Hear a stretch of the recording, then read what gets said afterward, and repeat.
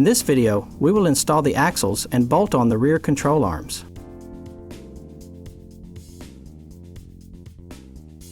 Firmly push the donor axle into either the intermediate shaft or the transmission.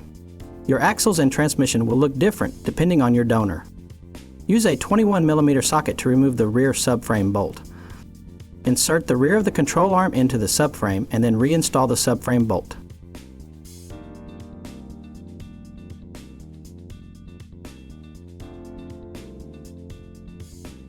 Install the donor control arm brackets on each side of the front bushing and then install the donor bolts.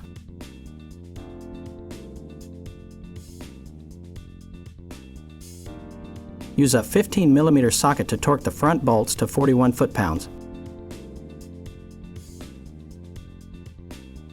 Use a 21mm socket to torque the rear bolt to 100 foot-pounds. Repeat these steps to install the other axle and control arm.